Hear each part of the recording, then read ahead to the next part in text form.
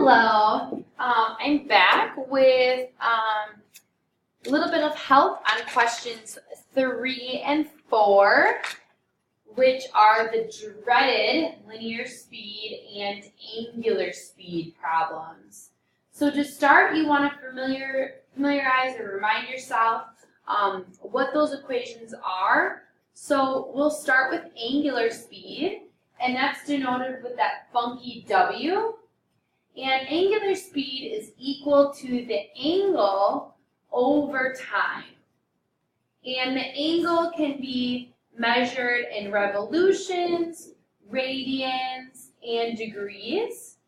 But usually we want to convert it into radians because that's what we want to use in our linear speed equation. And linear speed is denoted with a V. Don't ask me why. And it will be the radius times our angular speed. And our angular speed has to be in radians. So that's why we usually convert to radians in our angular speed. And then we use it in our linear speed equation. You will be given these equations on the final exam, so no need to memorize those. But it is good to just remind yourself what each of the variables stand for. So starting with number 3 here, I know that my radius is 15 inches, and I know that it's rotating at 240 revolutions per minute. That's what RPM stands for, so don't get confused with R being for radian. RPM is revolutions per minute. That's kind of like a universal thing, like miles per hour or something like that. So to determine the angular speed, I obviously want to use my angular equation, right? And so for my angle, I'm going to put in 240 revolution per 1 minute, right? Revolution per minute. Awesome. But it says that it wants our angular speed in radians per minute.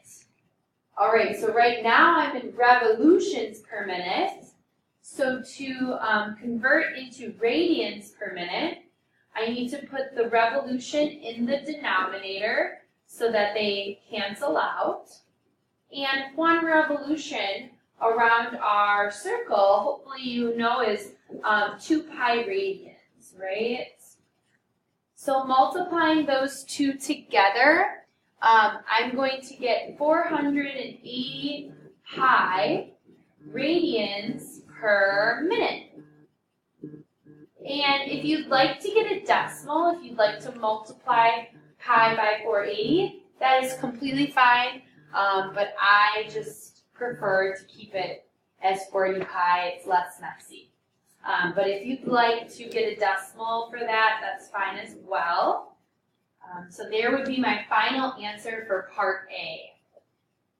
All right, so moving on to part B, I'm going to first write that down because we're definitely going to use that, radian per minute.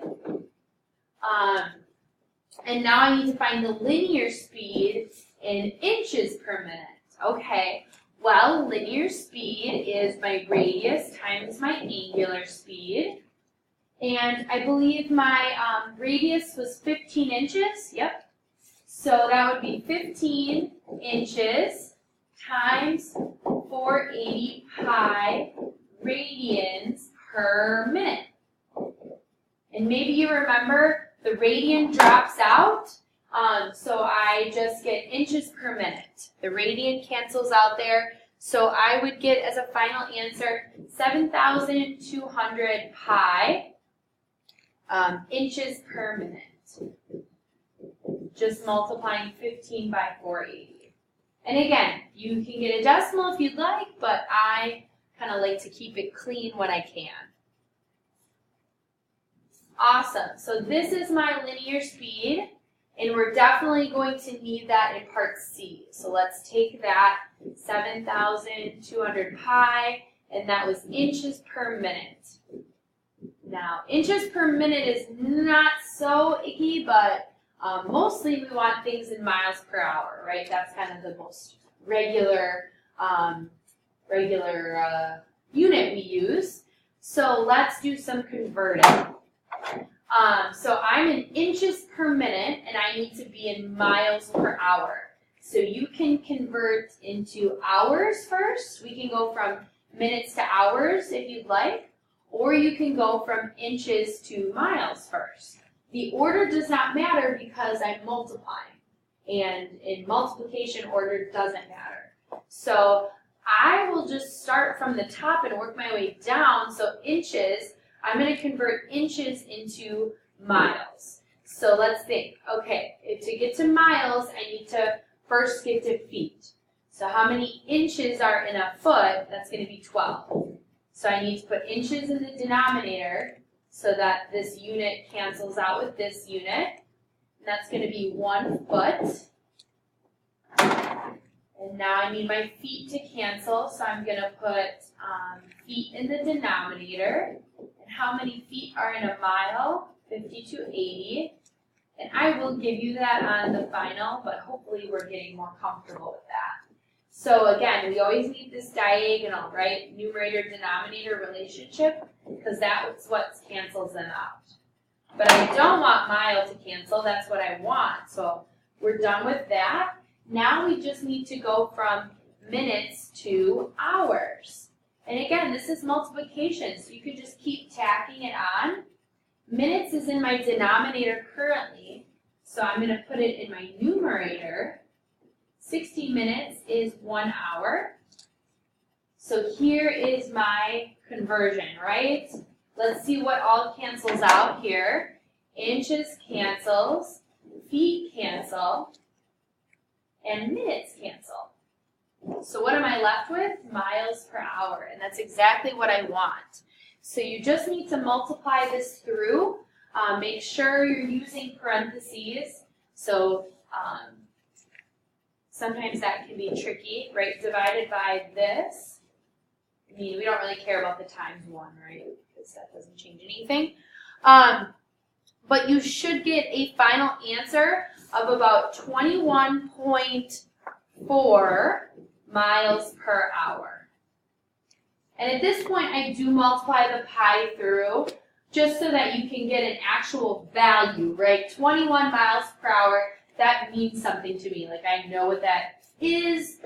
Whereas if you kept it in pi, it's not like we talk like, oh yeah, I came over to your house and I was going 8 pi miles per hour. You know, that's just not really how we talk.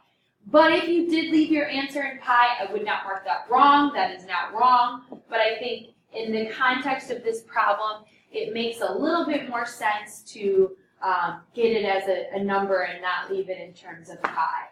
So 21.4 miles per hour is what you should get there. Awesome. And now let's go on to part D. And this is where things get a little crazy.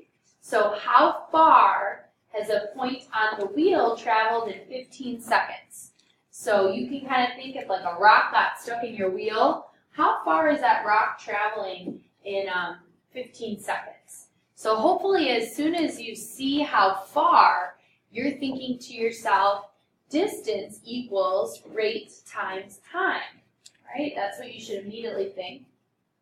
And let's start with time, right? My rate was in, I have inches per minute, and I have miles per hour. Okay, well, which of those is closer to seconds? Definitely inches per minute. So that's why I'm going to use this rate, just because it's closer to the information that they've given me. So again, this is 7,200 inches per minute, and that is my rate. So just less conversion, that's why I use that one. And 15 seconds, this is in seconds, and this is in minutes. So let's quickly convert this seconds into minutes. So 15 seconds, how much of a minute is that? I would just divide that, right? 60 seconds is in 1 minute. So 15 divided by 60, that gives me 0.25 minutes. So it's 0.25 of a minute. Awesome.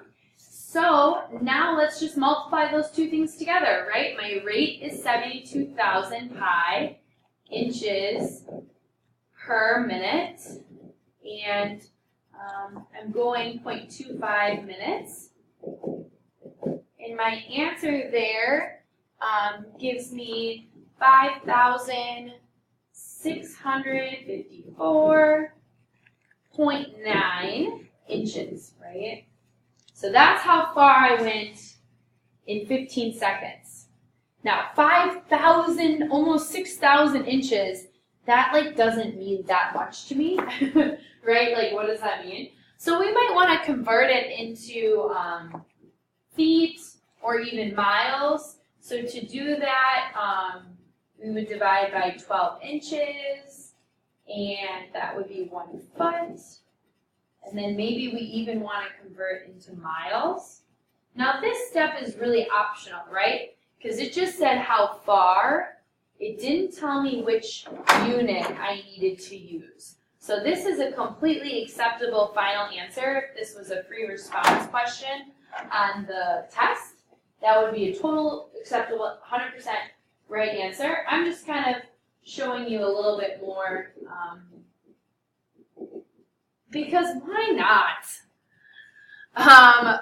So doing that, I get about 0.09 miles, right? Which makes sense. It's only 15 seconds. Shouldn't go that crazy far, right?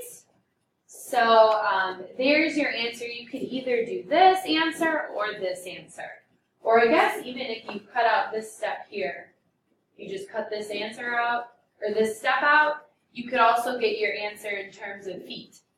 But since I did not clarify the unit, any of those answers would be correct. So looking at the time here, that got us through question 3.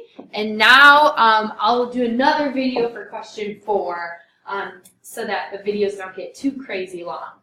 So hopefully that made sense. And if it didn't, come talk to me. And if it did, awesome, you rock. Goodbye.